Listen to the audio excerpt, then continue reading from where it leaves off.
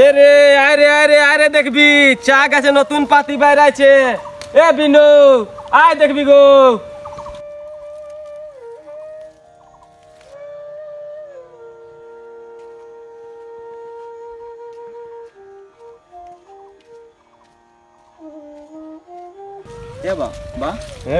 রোজাই তো সকাল হচ্ছে, আমাদের পেটটা যে নাই ভরছে, আমরা যে খালি পেটে ঘুমাচ্ছি, এরকম আর আধা পেট খাই খাই আর কদিন বাঁচবো বা বল। কি করবি রে বেটা, এখন না হয় তখন তো চলতে তো লাগবে কি। সবে তার ওরকমই খাই দাই চলছে, সবে যেরকম যে লোক আমরা ওইরকম চলতে লাগবে, বাকিটা তো সব উপরওয়ালার সামনে।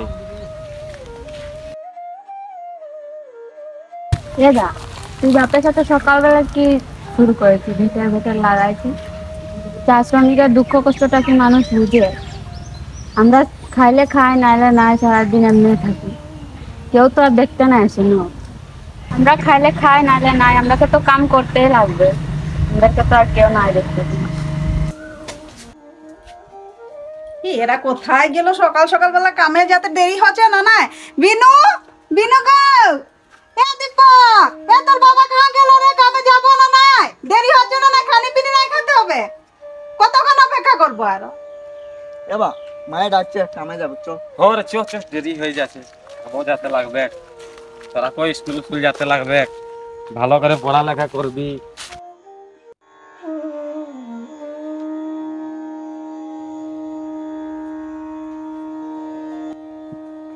দেরি হচ্ছে না আমার কামে যেতে? তোরা যে তিন বাপ বেটা ওইদিকে রয়েছে, সেটা কি রকম কথা?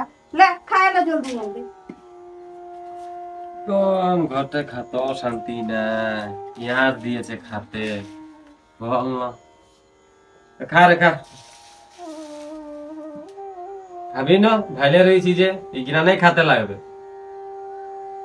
দীপক বাবা তুই খা, এমা খা তুই খা, আমি থোড়া আরাধনা কা দেখেলি বেটিটার জ্বর।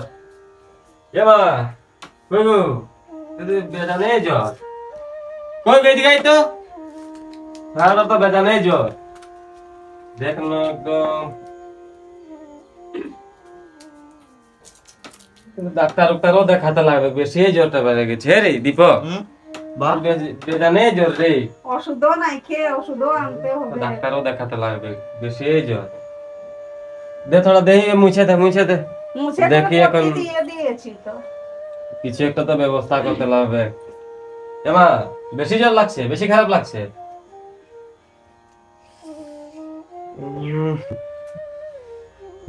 ডাক্তারও দেখাতে লাগবে। ঘরে টাকা টুকা আছে গো? কিছু টাকা টুকা না? এই সপ্তাহ যে টাকাটা পাইলি এটা চালানেই শেষ হয়ে গেল। সবজি নাই আনলি, কোনো নাই আনলি, আবার বলছিস টাকা আছে না? কি যে করবো। আচ্ছা দেখি নম্বর দিয়ে গেলে বাবু সর্দার লাগে তাহলে আলাপ করবে, যদি 2 পয়সা হিসাব পাই। জ্বরটা তো বেশি বেড়ে গেছে। দেখ না, দেখ যদি হয় তো মাতে দেখ, কথা বলে দেখ, যদি সাহায্য করে ওরা সবাই, যদি পাতি কামলাগুলোকে বলে। আচ্ছা ঠিক আছে, আমি তো কামে গেলে বলবো, যদি দিদি দিদিরা আসে ওরাকে দিয়ে কথা বলে হাতে টাকা টুকা যদি থাকে দিবে, পরে না হয় দিব ওই ছাগল উগল বেচে। ঠিক আছে আচ্ছা, তুইও খেয়াল লাগিস, আমিও যাচ্ছি কামে। হ্যাঁ 5 টাকা আছে, এটা একটা দিয়ে বোখারের ওষুধ আনাই দিবি আর খাওয়াই দিবি। এমা রেস্ট লে, হ্যাঁ তখন দিকে ঘোরাঘুরি নাই করবি, আমি কামলা আসছি। আর তোরাও স্কুল যাবি। হ্যাঁ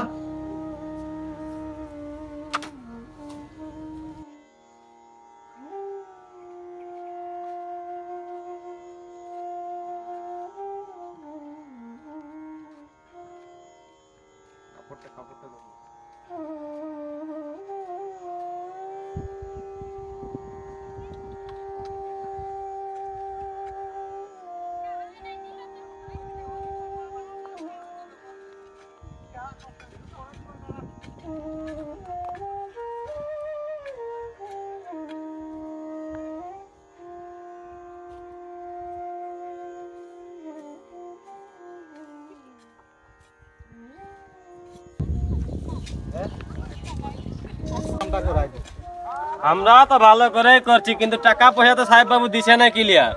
ছানা পাঁচা পড়ালেখা তেমন একটা করাতে নাই পাচ্ছি, বেটিটা ঘরে অসুখ, সাহেব ইনানকে বলার ওষুধ পাতি খালি বখার ট্যাবলেট দিচ্ছে, এরকম কাজ করলে হবে?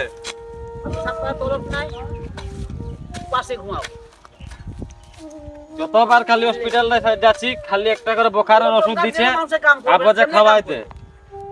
তোর রঙ্গাই বন্ধ, রেশন নাই, পাতি নাই, কিছু নাই। একদিন খাইলে 2 দিন নাই, 3 দিন খাইলে 4 দিন নাই। ভুকে একলা ভুকে লড়কা বাচ্চাও পাশে ঘুমাই যাচ্ছে। আটা নাই, লবণ নাই, মরিচ নাই, পেঁয়াজ নাই, লড়কা বাচ্চা পড়াতে পারছি না, কিছু নাই, পয়সার অভাবে। আমরা না যে অভাবে আমরা জানি, বুঝলি যে অবস্থা হচ্ছে আমাদের। এই যে মায়ের ছেলেরা কাম করছে, কে খাইয়ে আসছে, কে খাইয়ে আসে নাই, এই অবস্থায় আছি আমরা। বাগান যে কষ্ট চলছে আমরা বুঝতে পারছি।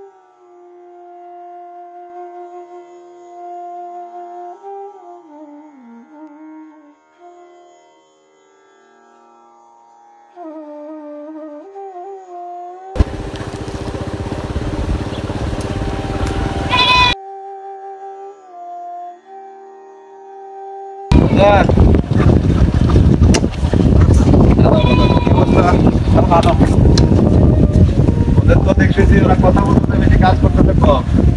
ব্যাপার কি? না স্যার, কাজটা ঠিকই করে।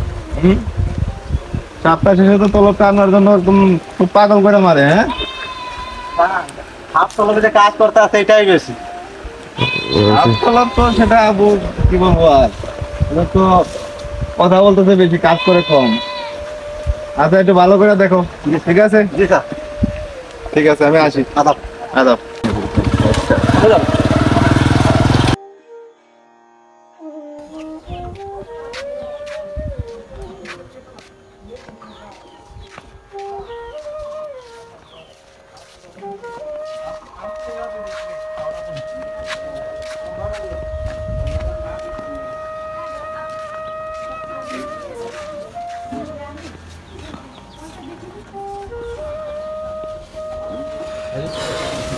কই গো দীপকের মা, দেখি থোড়া পানি আনতো। বাপরে,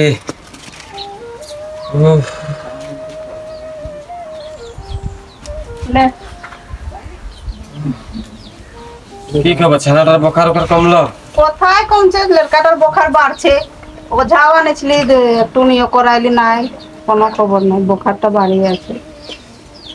কি যে করব, বাবু সাহেবদের লোকে মাতলাম, এখন দেখি কি হয়। ছায়া বাবু তো বললো দিবে, দেখি কি করা যায়। শুনছি 3 বলে তলব নাই দিবে, ওখানেই জানে। চিন্তাই লাগে যাচ্ছে। আচ্ছা আচ্ছা, চিন্তা করিস না, যা আগে সিনাই নেয় তারপরে সব কথা হবে। যা। ছানা কিনা কয়? ছানা গেলা নয়তো একদম ঘুমায় রেখে লড়কা গুলা গেছে স্কুলে। করে বহিন, ভালো করে পড়ালেখা করিস, বাগানের অবস্থা বেজান খারাপ।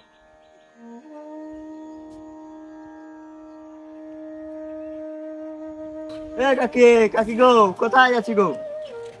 ওই তো 8 নম্বর কামে যাচ্ছি। কেমন চলছে গো কাকি দিনকাল? কেমন আর থাকবো রে বেটা, বাগানে তলব তাঙ্খা নাই, 1 বেলা খাইলে 2 বেলা খাচ্ছি নাই, কেমন আছে বুঝতে পারছি। এ কি আর কত, আমরা তো গাছের নিচে জন্মায় আর গাছের পাতার মতোই শুকায় যায়। আর আমাদের কি অধিকার নাই কে? হাজিরা, মজুরি, চিকিৎসা, শিক্ষা, ছুটি। এই যে বাগানগুলো নিয়ে এত সমস্যা, বাগানের মানুষ প্রতিবাদ করছে না কেন এই বিষয়গুলো নিয়ে? শুন গো কাকি, আমরা যদি এগুলো নিয়ে প্রতিবাদ করতে পারি তাহলে বাগানের মালিক পক্ষের কাছ থেকে আমরা আমাদের অধিকারগুলো আদায় করতে পারবো। এখন তোরাই বল কি আর করবো, তোরা তো শিক্ষিত মানুষ, লেখাপড়া করেছে, আমরা তো মূর্খ মানুষ, বাগানে কাম করে খাই। এ কি, তোরা তো দেরি হয়ে যাচ্ছে, যা আমরা এই বিষয়ে প্রতিবাদ করব, সাথে তোরাও থাকিস। আচ্ছা আমরা থাকবো, আজ যাচ্ছি, না আমার দেরি হচ্ছে, কামলে ঘুরাই দিবে। আচ্ছা গো কাকি, যা।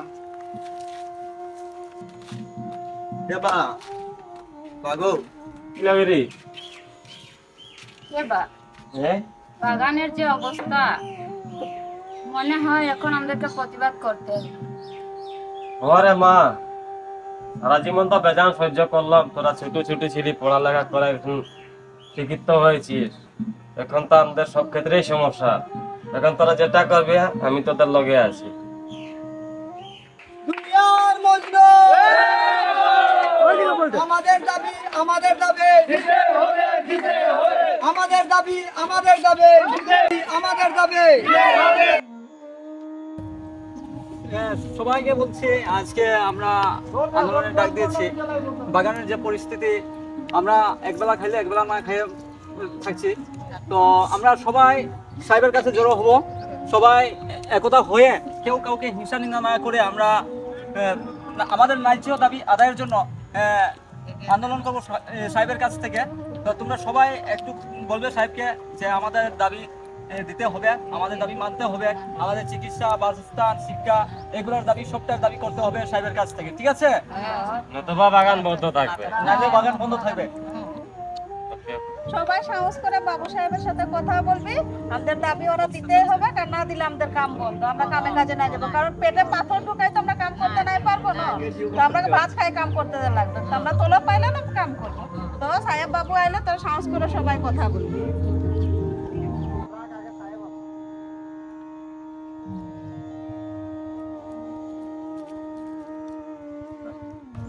কি ব্যাপার বাবু, তারা কাজ করতেছে না কেন?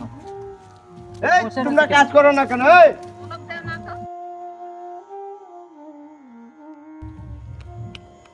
এই তোমরা কাজ করছো না কেন?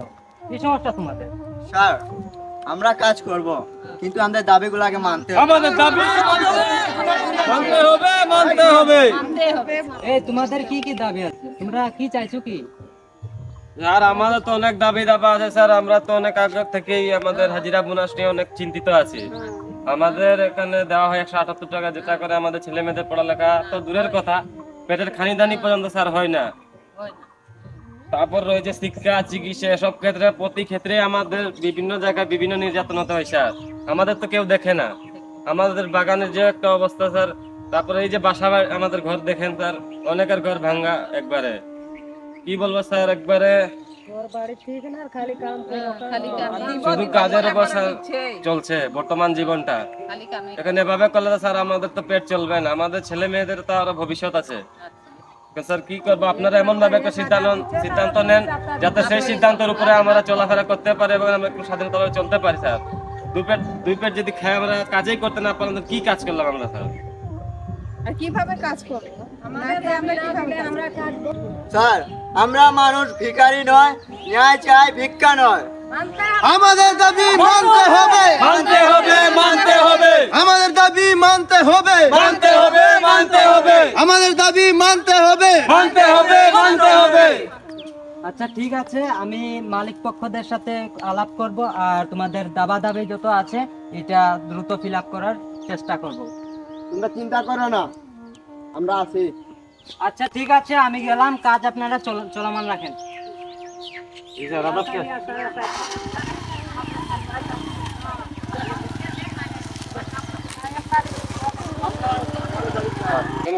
সাহেব তো বললো এখন যত দ্রুত সম্ভব আমাদের সবার একটা সিদ্ধান্ত নেবে, তাহলে আমরা এখন সবাই কাম করি নাকি কাল থেকে, কি বলি দাদা?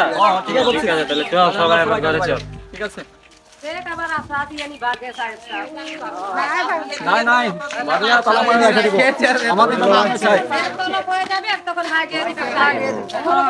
ব্যাংক সব তালা মার দিবে। তো যেই হোক, এই সপ্তাহ পুরা তলব দিয়েছে, আমরা সবাই বাচ্চা কাচ্চা নিয়ে চলেছি, খাইয়েছি, আছি, আরো যেন ভালো হয়, আমরা পুরা তলব পাই, সবাই এই কামনাই করি তোমাদের কাছে।